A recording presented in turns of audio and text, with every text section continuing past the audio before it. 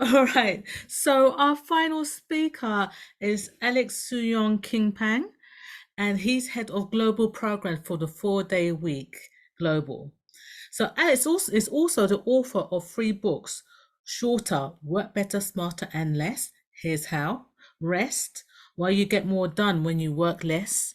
And the third book is The Distraction Addiction. So his trilogy of books show how companies and individuals can better integrate rest, creativity, and focus into digital age lives and work. So today he will be talking about rest, why you get more done when you work less. Hi, Alex. Hello, thank you all very much for the invitation. I assume everyone can hear me okay. So anyway, fantastic. All right, so I am going to share screen as I tend to like to show a couple of pictures as I go. So yes, as Maureen had mentioned, I'm the author of a book about the role of the kind of hidden role of rest in the lives of really creative and prolific people, and people like Nobel Prize winners and other kinds of amazing creatives. And it may seem that that rest is the sort of thing that is inaccessible in the modern world, or is something that we really don't need to pay a lot of attention to. And certainly we have a lot of signals from the world that tell us that this is so. But what I find in my work, which moves across biography, work on the psychology of creativity and neuroscience, is that this really is wrong. I mean, it's backwards. And indeed, that rest plays a really critical role in the lives of not just of creative folks, but a kind of hidden role in the lives of lots of leaders and entrepreneurs. And I think the first step to moving in a direction that acknowledges this is rethinking kind of what rest is. And we tend to think of rest as something that is entirely passive, right? It's what you do when you're on the couch, when you're with a bag of snacks in one hand and a remote in the other. But what I argue is that the best and most restorative kinds of rest are actually different. First of all, that rest isn't just a break from work or a kind of negative space that defined by the absence of labor, but rather we should think of work and rest as partners, as in a sense two sides of the same coin, each of which support and sustain the other.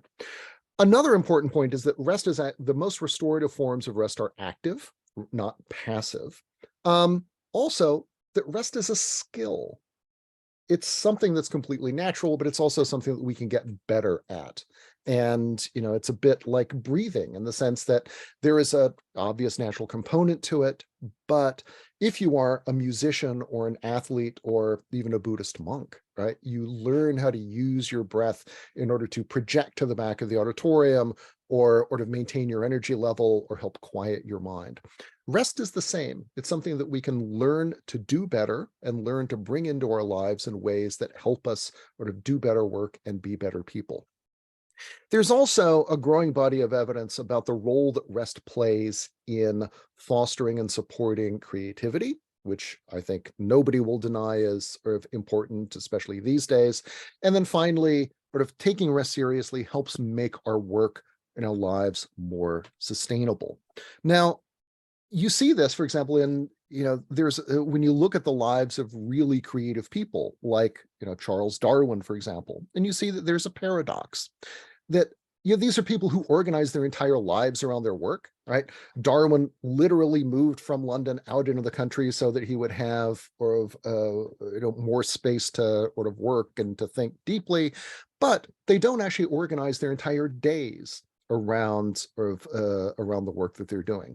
Indeed, what they tend to do is to have when you have complete control over your time, design days in which you work very intensively for about 4 or 5 hours, and that's it. And that turns out to be enough to do things like write The Origin of Species or world famous symphonies or great works of literature. They also have lots of time for leisure and hobbies compared to sort of what we imagine today as necessary for sort of creative for successful lives, and go on vacations and so forth, and yet they achieve great things. And Darwin, for example, was someone who was up before dawn. He would take a walk every morning. He would then spend about 2 hours of working in his study, take a break, a couple more hours. That was the bulk of his day. Then he'd have lunch and then spend a couple hours on what he called his thinking path, which was sort of just on the edge of his property. And he would go and kind of turn over ideas and then come back, do a little bit more stuff, kind of clean up, and then that would be sort of his day. Now, there's a body of research that helps us understand why it is that sort of a daily schedule like this, in which you are layering periods of really focused work with periods of rest, turns out to be sort of really productive. Because what we are finding is that neuroscientists have been sort of studying something called the default mode network, which is a kind of, when you relax your mind and don't think about anything at all, it feels like your mind is kind of going blank. But in reality, it's activating a set of connections between different parts of the brain that you're not really aware of. And this is called the default mode. And it can switch on literally in the time it takes to blink your eyes. That's sort of how much the brain loves sort of engaging it. And the default mode is something that's associated with thinking about the past, with sort of trying to solve problems, but it also structurally bears a really interesting resemblance to the brain when it's working to solve or to creative problems. And so what this, it's something that of we act, and so when, for example, it's something that sort of activates pretty much sort of all the time or constantly, and it's something that we use very much on a daily basis. So if you are trying to remember the name of that actor who was in The Thing and the TV commercial and that movie, and you can't remember their name, but 5 minutes later it pops into your head, that's the sort of experience that we have sort of throughout our days. But that's the default mode network sort of working on problems even as our conscious attention is located elsewhere.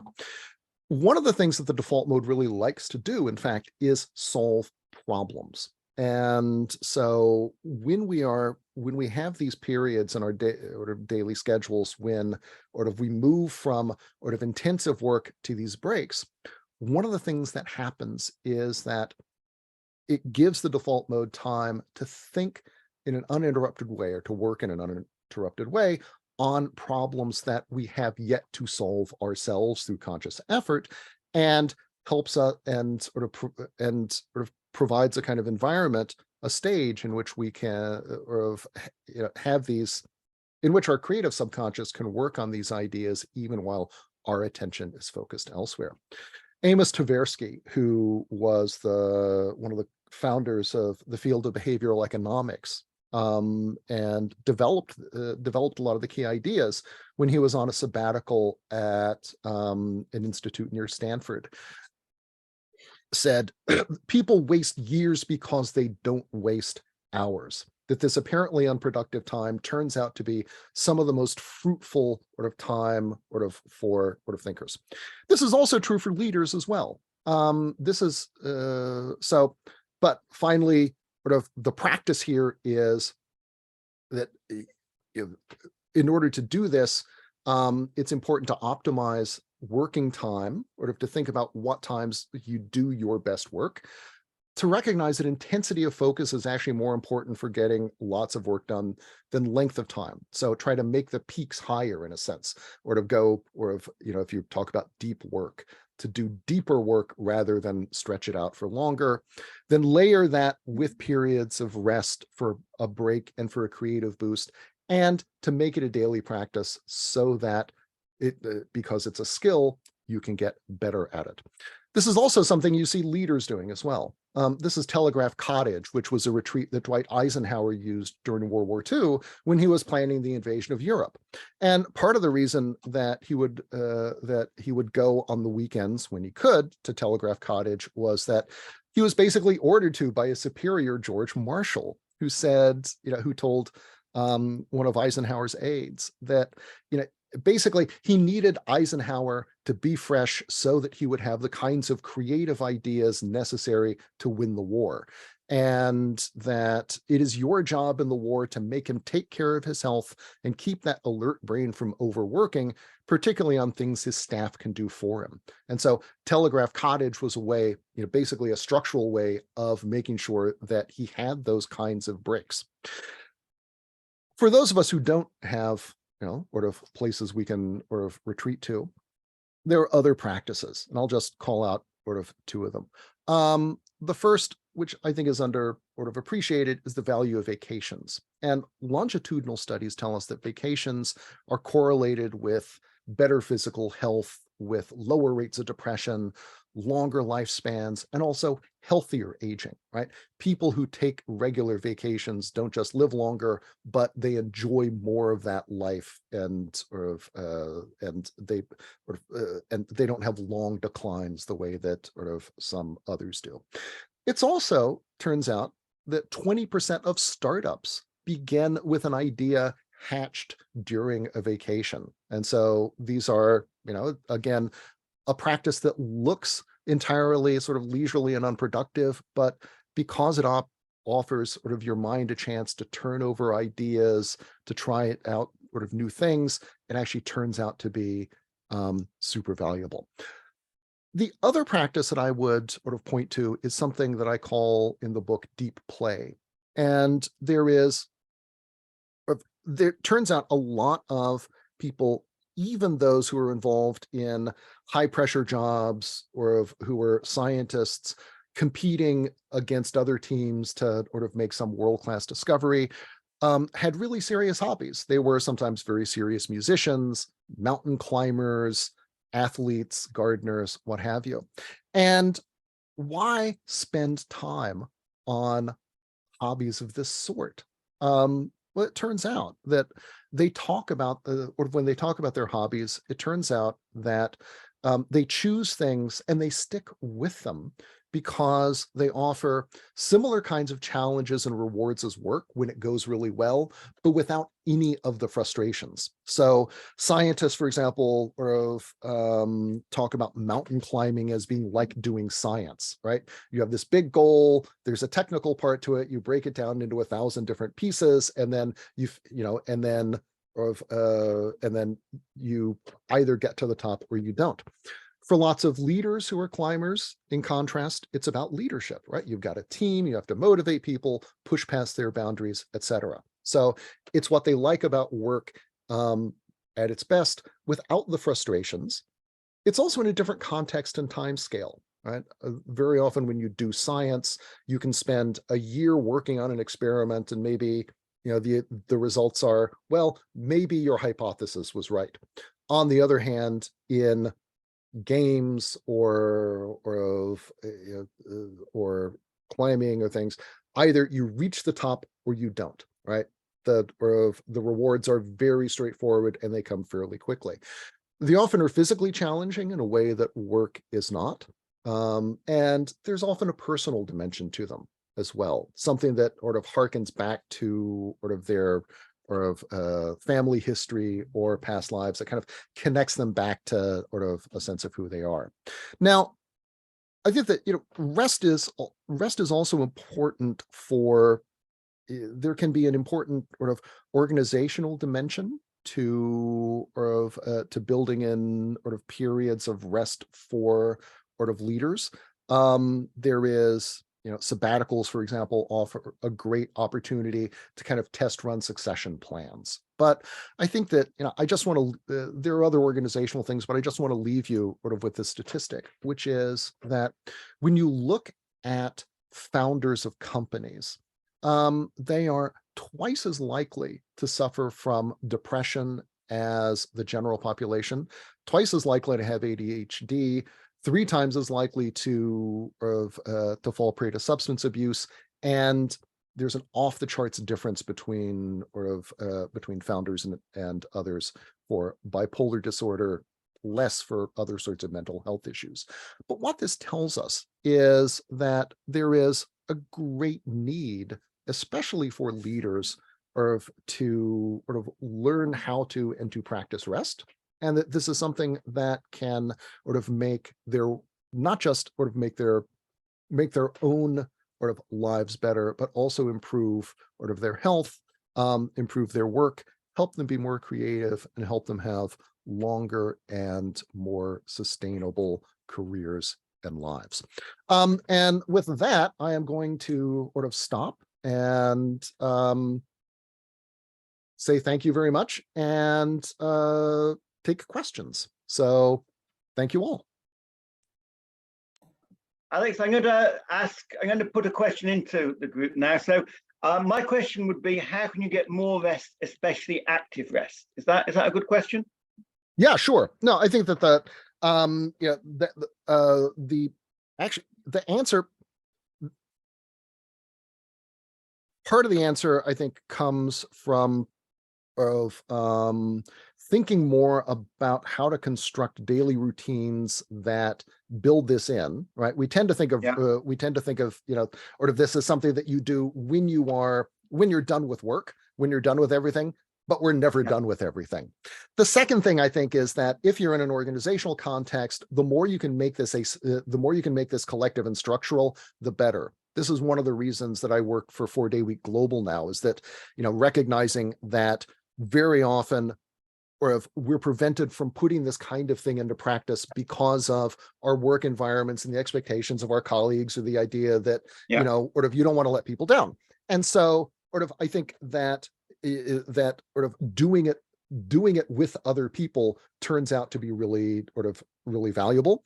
And then finally, I think that part of the virtue of deep play, of things like going climbing or surfing in the South Pacific or whatever, is that it forces a degree of planning and commitment that is hard to back out of, right? It's really easy to make an excuse not to go to the yoga class, but if you have plane reservations, backing out of that's a much tougher thing.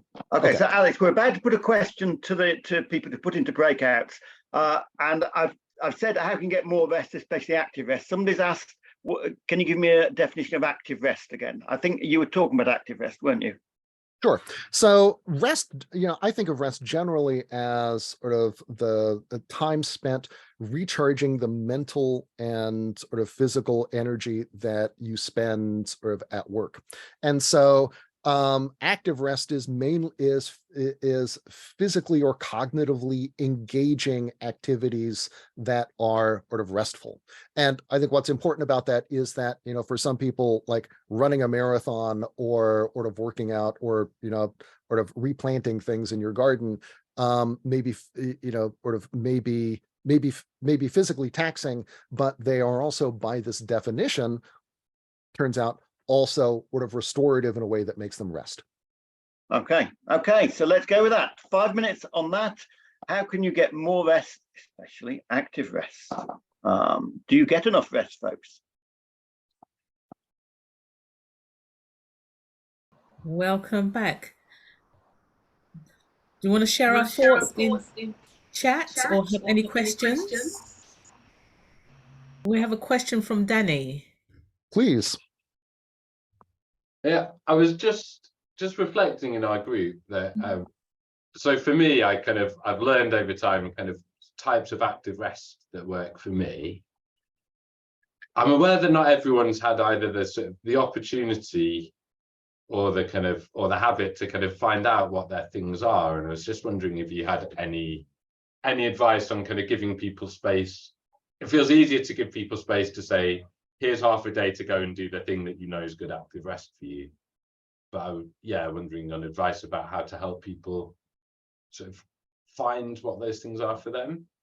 Yeah, that's a great question. I think that for people who very often with the hobbies, with the deep play, It's things that or they used to enjoy doing that, or they stopped when they moved to this latest job, or started a family, or what have you. I mean, I think that sort of often we have things that we used to really like to do that, and so I think that's thing number one.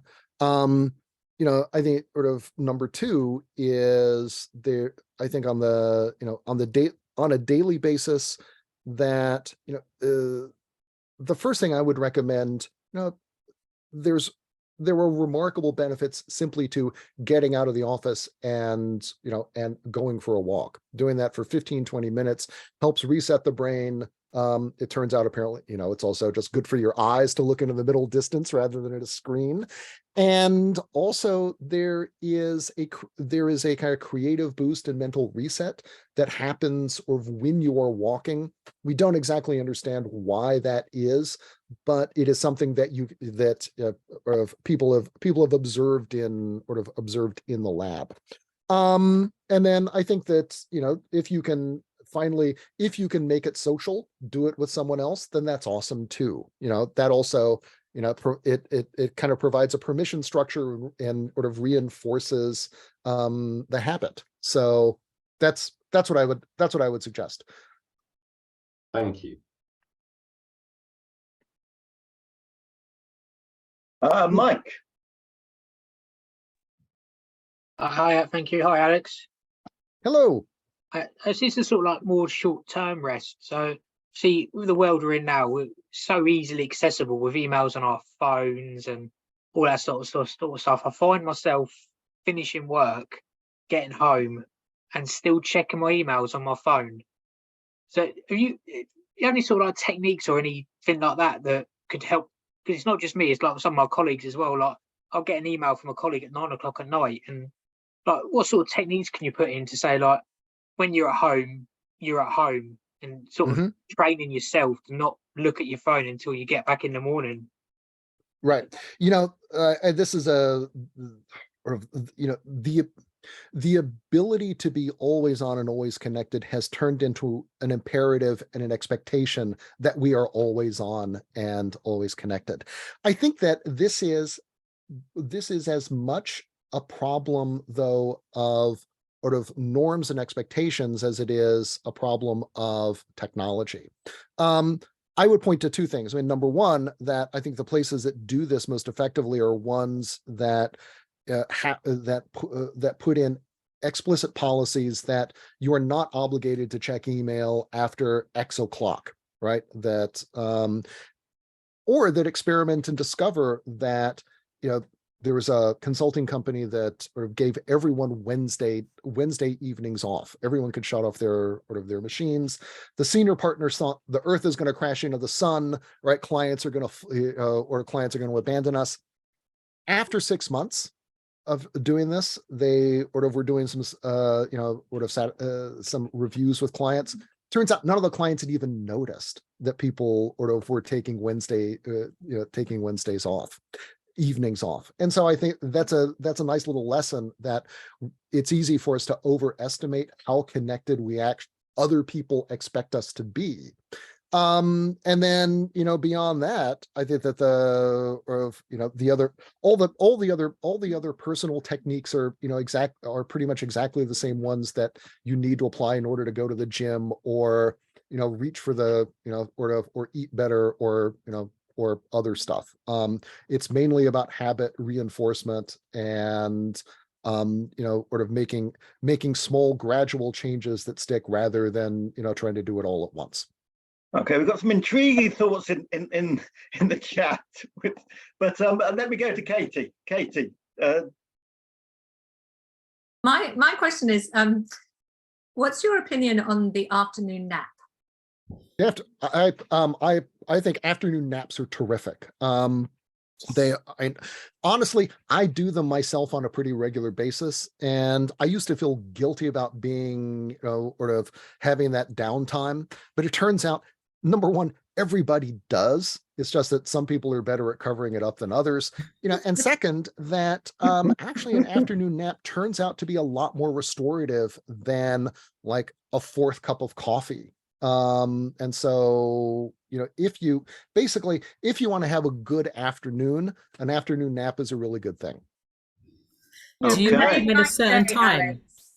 A certain time. There is some research that tells us that an earlier nap, like before noon, gives you more of a creative boost, and a little bit later gives you a restorative, more physically restorative. But I think the only bad nap is the one that you don't take. The other thing I'll say is you don't have to actually fall asleep completely in order to get those benefits. Just like, or to putting your head down for 20 minutes can still have value, even if you don't think you've fallen asleep. Awesome. Hannah, do you remember your question about Google? Yeah, I think I'm the only one on the call. Yeah, my question, Alex, I was interested on your thoughts on Google sort of rowing back on people working from home, as sort of apparently kind of actually not helping productivity. I'm just interested on any thoughts you have around that. Yeah, I think that the great challenge for every company is to be clear on, number one, what kinds of work we can do better together than we can do on our own. Because I think it absolutely is the case that there is stuff that we can do effectively by ourselves, but there's also stuff that is really charged up by just the physical presence of other people. And I think that understanding what that is and making space for it in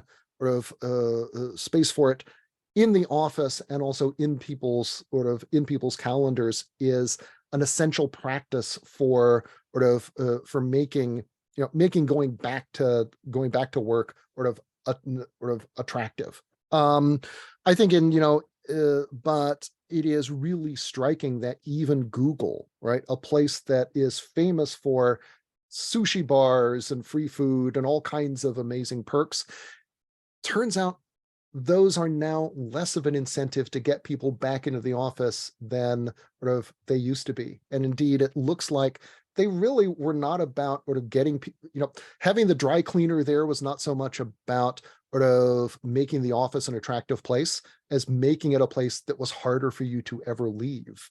And so I think that but I think the places that will win will be places that use this as an opportunity to think about what we want this space to be, what work best supports it, and to create schedules that bring people together in ways that let them do work that they, that is really still very difficult to do over, either on your own or over media like this. Okay. Okay, one last question from Nat. Yes, hello. Yeah, I was going to kind of just ask about, how do you combat if you've got a bit of an office culture where hours in front of the computer are often looked at rather than hours of productivity and outcomes? Mm-hmm. So, yeah.